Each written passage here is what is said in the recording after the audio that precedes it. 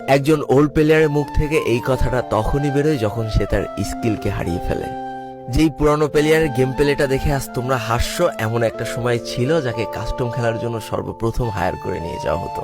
যেই পুরনো প্লেয়ারটার game play দেখে আজ তোমরা হাসছো, একটাবার খোঁজ নিয়ে দেখো সেই প্লেয়ারটার গেম প্লে দেখেই একটা সময় অনেক মানুষ গেম খেলা শিখেছে।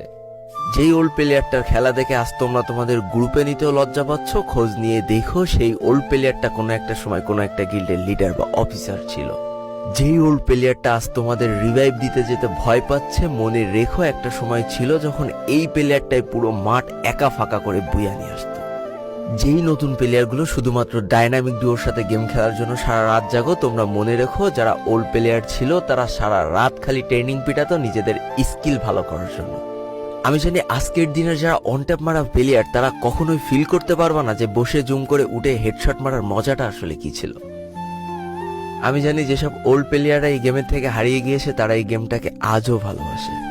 জীবনে এমন হাজারো ওল্ড প্লেয়ার আছে যাদের ফ্রি ফায়ারই ছিল জীবনে প্রথম রাত জাগার কারণ। আমি জানি এমন হাজারো ওল্ড প্লেয়ার আছে যাদের রেজাল্ট খারাপ করারও প্রথম কারণ ছিল এই ফ্রি ফায়ার। আজকের দিনের নতুন প্লেয়াররা উচ্চ স্বরে বলে আমি ফ্রি ফায়ার গেমটাকে প্রচুর ভালোবাসি। আর